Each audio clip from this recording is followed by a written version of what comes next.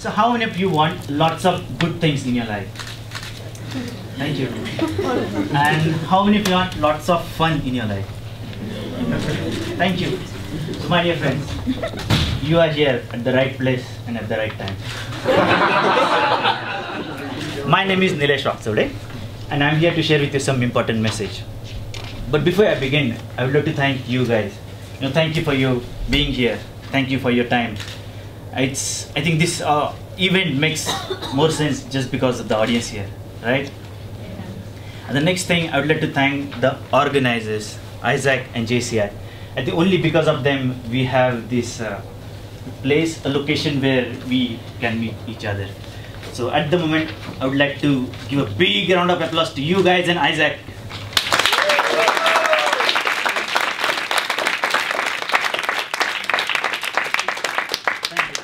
So, are you willing to learn something new today? Yes. And are you ready to learn something new today? Yes. Okay, that's fine. So now, go ahead, turn to the person next to you, give them a high five and say, I am ready. I am ready.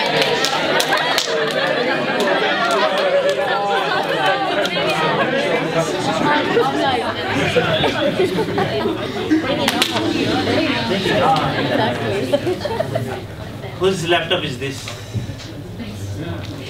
Like, get out of the building. 1 second, guys, sorry. Oh, got it. Thank you. By the way, aeroplane. Aeroplane has some special engines, Can anyone tell me what those engines are? Oh, Boeing is an aeroplane company.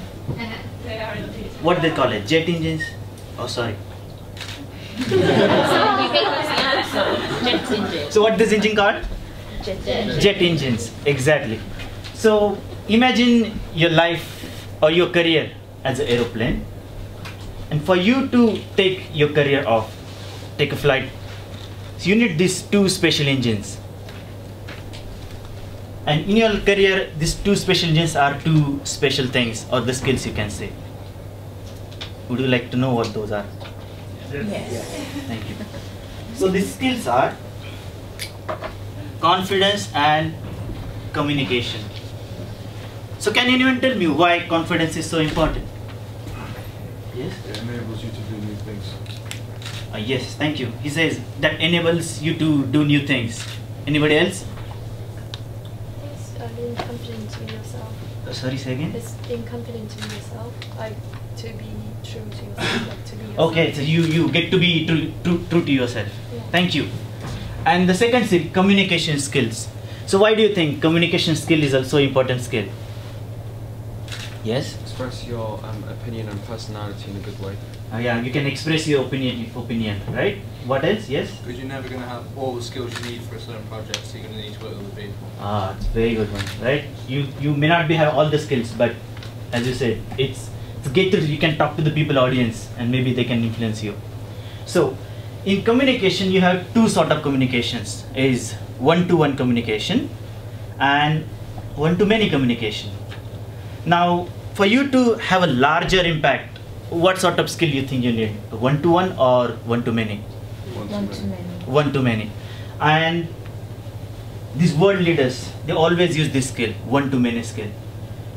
Gandhi, Martin Luther King, John F. Kennedy, all these speakers, they always use this skill. And because of this, they used to motivate the audience. And that's the way they made the difference in the people's lives. By the way, how many of you know iPhone? What company it is from? Apple. Apple. And who was the famous CEO of the Apple? Steve Jobs. Have you ever seen his keynote speeches or product launches? Yes? You might always see, he used to bring all these journalists in the room. He always definitely have a best products in the world. Go on the stage and display each and every product. What used to happen? Audience used to get influence. And most of the journalists, they go online or go into the media and publicize all his products. So this speaking skill is very, very, very, very important, I can say. And maybe this is something I really, if you have pen, really, I want this to write it down.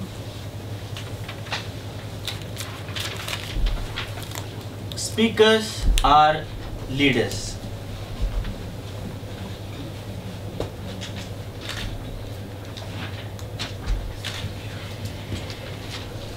Was Steve Jobs a good speaker?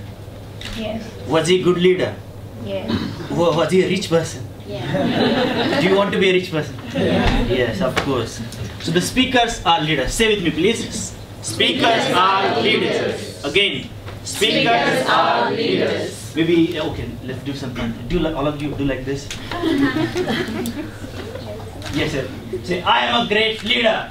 I'm a great leader. I am a great speaker. I'm a great speaker. Okay, thank you. So turn to the person next to you. Give him a high five and say, you are a leader. You are.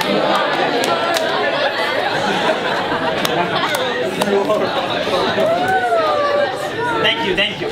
Now maybe for you to learn this public speaking skill, we have someone special here. He's going to teach you some basic fundamentals, which you can just use straight away and start your public speaking journey. Now I know this person from last 2 years, and he's one of my very good friend, and he has been speaking at London Business School, won many awards at London Business School Public Speaking Club. He also was a national champion for Chamber of Commerce, right? Junior Chamber of Commerce. So, ladies and gentlemen, I want you to all please stand up. Oh, no. It's not much energy. Sit down. Next time you stand up, I want to say to yes. Stand up as fast as you can, say yes. Okay. Please stand up. Yes. Thank you. So, ladies and gentlemen, put your hands together for our next speaker, Rafael Tselikas.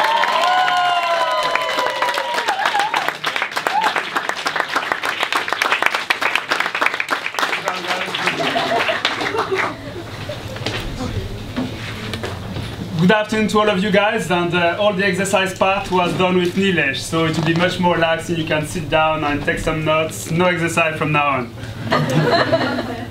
So Nilesh told you about the importance of public speaking and how it can be useful, and Angus as well told you about employability. And actually, public speaking is something that can definitely help you at a later stage when you want to look for a new job, through the interview process, through the assessments, and through all those steps. And I won't go again through the stage of why is it useful. Our previous speakers just mentioned it, Angus and Nilesh. I'll more give you a few key tips that you can use in order to improve your public speaking skills. I would strongly recommend you actually to take some notes, because it has been proved that when you take some notes, you record like twice as much as if you just listen and that you forgot almost anything after you have some drinks after our nice sessions. So please take some notes down. If you don't have if you don't have pads, take your iPhones or your phones, as Nilesh said, some iPhones, to write down a few notes. I want to share with you 3 key things about public speaking. So the first one is about how you convey your message. And as the great speakers Nilesh mentioned, they have some aspects of the speech. So they don't only use the words, but they use also the body language. We had a great example of Angus before, and I'll ask him because it's part of what I do. When he was making his points, he was having point 1, then point 2, point 3, which is a great example of body language. And so it's a good way when you do public speaking in front of an audience to use your body language, either your hands, also to emphasize one point, to go here, to emphasize another point, to go on the right. And like this, you emphasize the points you want to talk about. As you can see from this graph, thanks. Apparently, when you transfer a message to an audience or to a friend or to somebody, people will get the message 55% from your body language, 38% from your tone of voice, and only 5% from your words. These are statistics. Don't remember the exact numbers, but just try to remember that people get the message that you want to convey to them through all those 3 means: body language, tone of voice, and the words as well. This is the first point I wanted to share with you. The second point I wanted to share with you is coming here on the stage and speaking is something that we are all fearful of. We all fear to come on stage and to speak in front of so many people. And not because of speaking, but just because you are fear of what other people will think about you when you are here, because so many people just watching you. And I would like to share with you 2 key tips in order to overcome that fear. So one of them is Nilesh taught it to me, is to think that the audience actually are your friends, or they are with you. Basically, not to think that all this audience is evaluating you, but more that this audience is they're together with you, and together we are going on a journey together. So this is one trick. Think of the audience as a family or as a friend of yours. And the second key tip, which Simon Bucknell, the previous president of JCI, has emphasized a lot, is, and I try to learn it myself now, is not to think that all the audience is staring at you, but on the contrary, that you are looking at the audience. So basically now I can think that you are all staring at me, and I can become very stressed and start to transpire and everything. Or I can think simply that I'm just looking at you. So I'm looking at Rafael here on the first row, or I'm looking on the back row at Jen, or I'm looking at Jan. So to reverse the thinking, and when you're on stage, to think that you are focusing your eyes and you are watching the audience as well. That's the second key tip I want to share with you, how to overcome your fears. And the third one, which is true in every aspect of life, there's no secrets. All the great public speakers, being it actually Obama or Steve Jobs, or any people coming and making some very good speeches, is because they practice, and they practice, and they practice. And it's the same in sport, being it football, in basketball, in arts, in literature, whatever you do. You won't become a good public speaker or good in your field just because you only read books, etc. You become good because you come on stage and you speak in front of an audience. So these are the 3 key tips, and I will repeat them to you. So first, sorry. The second one is about overcoming your fears. So try to remember to look at the audience. They're not there just staring at you. And also to remember that the audience are your friends. Another key tip is to practice. And the first one that we can see on this slide is to remember that your speech is not just about the words. They are very important, but also about the body language and the tone of your voice. This is very theoretical, I know. So first, if you have 1 or 2 questions before we get started with the interactive session. No questions so far, okay. So we wanted to make it more interactive, and so that we are not the only ones speaking. So we have a list of table topics that I will announce to you guys, and then the ones that want to come on stage and speak in front of this great audience, you will just raise your hands and I'll choose you, and then you'll come on stage, and then you'll have the opportunity to receive feedback from some members from the audience, and as well as from myself. So the first topic would be, if I had a dream job, what would it be? If I had the dream job, what would it be? So who is interested to talk about this topic? Please raise your hands. Yes, may I ask your name? Francesco.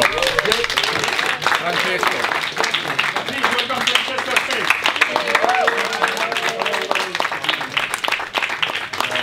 I want to ask you guys, if you could do a job, what would you do? Like any job you want to think of. Like, I'm asking you, if you had a job. Like, you can be anything. You can be a pilot, president of America, or minister, whatever you want to do. What would you be? Probably a footballer. A footballer. Okay, I want to be a footballer too. It's mainly because it gives you the passion. Like, you do what you want to do, and you have 20 years of career. So I agree with you on that one. And Katie, what would you want to be when you grow older? Ooh, a zookeeper. A zookeeper? Why is that? Like, what motivates you to be a zookeeper? Is it because you like animals, or is it because you just your passion? Or Yeah, just love animals. okay, thank you. And some other volunteers? Astronaut. Alright. An astronaut. Astronaut. Oh, that's cool. I mean, I don't want to be footballer. I mean, I don't want to be footballer because I'm not capable of doing it. And I think if I had one dream job, it would probably be just be myself and let's see where life takes me. Because right now I'm doing Chinese in business, and I don't want to end up like being a banker and anything, like one of those normal jobs. So if I had one dream job, I would probably be, I don't know, whatever the life takes me. So thank you.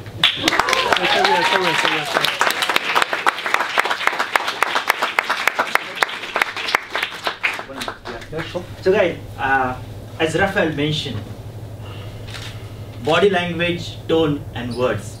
As you see, when Francesco came on the stage, he has excellent body language. He has variety of tone, words. You know, he captured. He asked the question, got the words, and then he said the same things. So you see what works. Being a public speaker, it's not about the content. Everyone thinks about the content. You know, you should know the subject. Come on the stage. It's all about the body language and the tone, and that really captures the audience.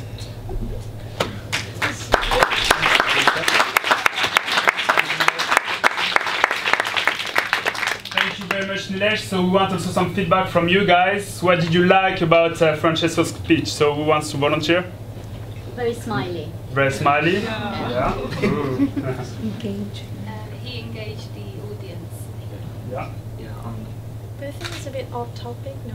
Because... Oh yeah, wait a second, I'm not talking about the topic. Good. Let's end up by a positive feedback. Yeah.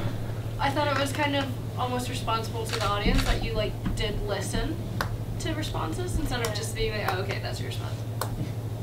Yeah, thanks.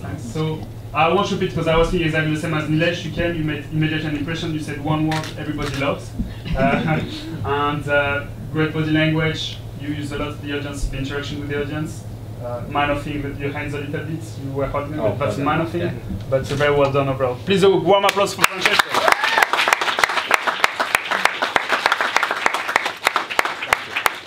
Thanks, Francesco. So, how many we have time for how many speakers in there? 3 more. 3 more, okay. So the next topic is which would be your dream holiday you'd like to go to, which is an easy one. So, volunteers? Dream holiday. No, Francesco? No. No. Somebody else, come on guys, the opportunity to come and speak and show yourself. Yeah? What's your name? Sorry? Jack. Please welcome Jack on stage.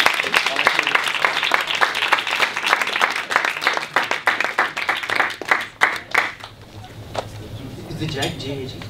J-A-C-K, I think, right? Jack. A-C-K. Yeah. You have 30 seconds to 1 minute, Jack. 30 seconds to talk about my favorite holiday.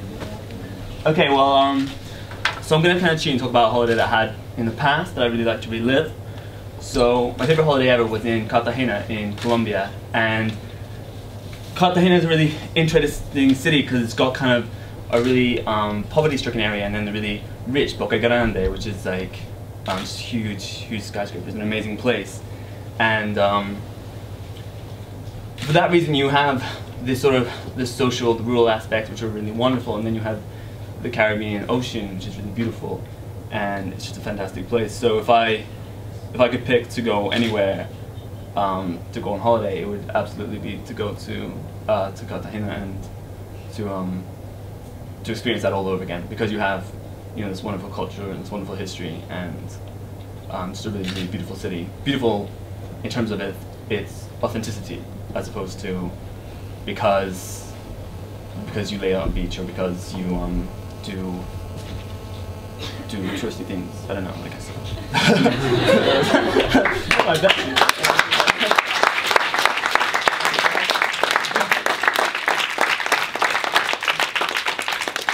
Thank you, Jack. So we'll ask first some feedback from the audience. Guys, what did you like? What did you like about this speech? Yeah? I like the fact that I now actually want to find out more about this place. It's interesting. You are passionate about your topic, like you really like the place, so. Somebody else from the left side of the stage? Yeah? It felt like he was talking to a friend as opposed to like, a formal presentation. Yeah. So it felt very personal. It's quite informal and more personal. Okay, yeah. Good. Thanks, Michaela. So, few feedback from myself as well. So what maybe you could improve is you were standing just in this place. Maybe you can use the stage more. Okay. Yeah. Maybe use your hands as well. Something that you did great is, as she said, you connected with the audience. You didn't do as an official speech. You did very impersonal and friendly. Okay. So please again a warm applause for Jack.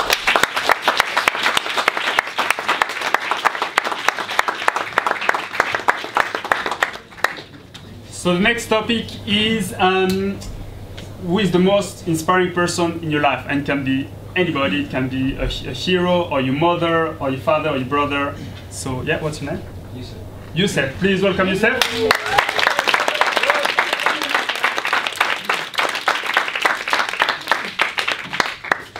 The most inspiring person for me is my dad. Because he's the second most good-looking man in the history of the world. First being me, of course. But no, on a serious note, my dad is inspiring because he came from a war-stricken area in Iraq where he was an activist and he fought against a deadly tyrant who would have killed him if he saw him in his path. And the way that he went from this country, where it was war and stricken and a culture was so different and conservative, to a place like England, where he raised a family and it was much more liberal and everything was nicer and everyone is nice, like everyone's here. But the fact that he did that change and the fact that he wanted to do that and the fact that he wanted a better life for me and my two sisters was a powerful idea, was a very powerful idea. And that's why for me, his goal was something for his children. And his goal was something for his life and everyone else's life. And that, the fact that he had a goal, and not many people do, is so inspiring for me. And I want a goal, and I still haven't found it yet, but this whole conference has helped me. So that's why he is one of the most inspiring people in the world. Thank you.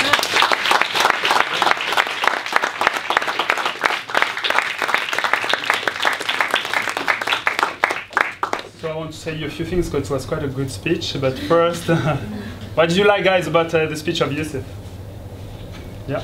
He spoke with clarity. Yeah. He's very clear.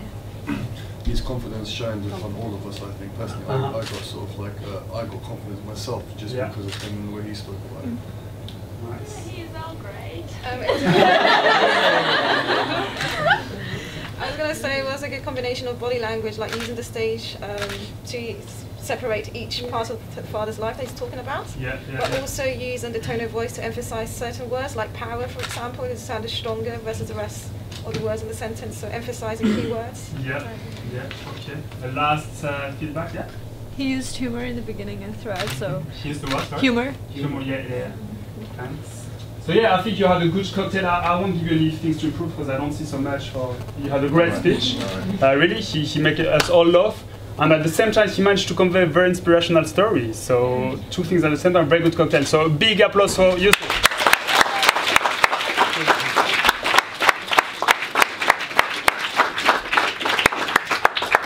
Last one? Last. Yeah. So we have the ones that wants to have the chance to grab the last opportunity to come and speak here. Please grab your opportunity, guys. And it's quite an interesting topic. So if there was one thing you would like to change on this planet, what would it be? If there's one thing you'd like to change on this planet, we'll have two speakers because they raise their hands at the same time. So we'll have first, what's your name? La. Huh? La. La. Please welcome La on stage.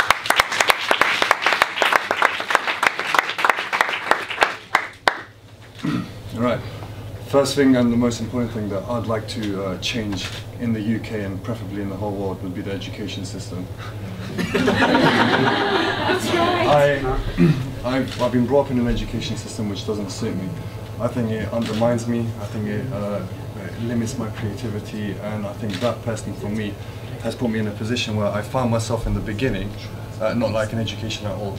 Thank God, I thank God all the time actually that I was able to bunk a load of lessons and still pass by scraping through the first parts of my education.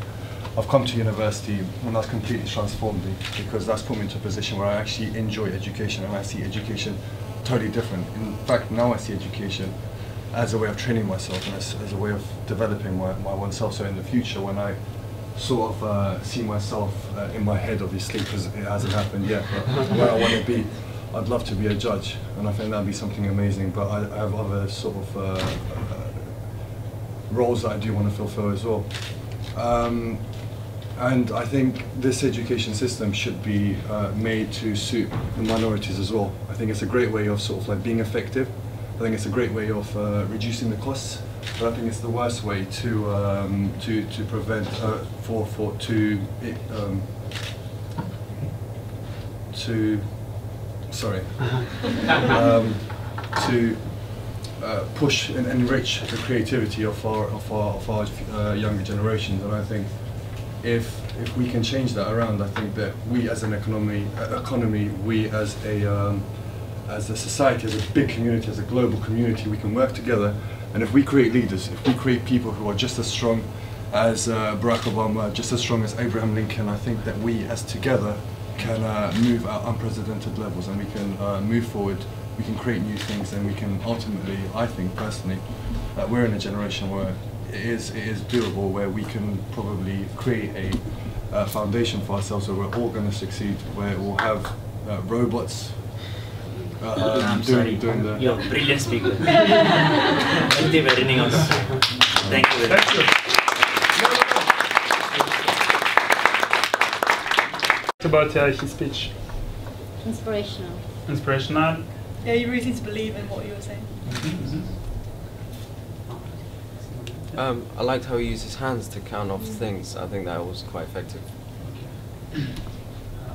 Last one.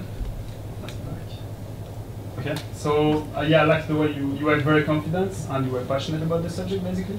After you read the questions before I initiated it. No, I didn't. But no, well done. Yeah. Maybe I saw you. Yeah. So well done. No, please a big applause for Lo.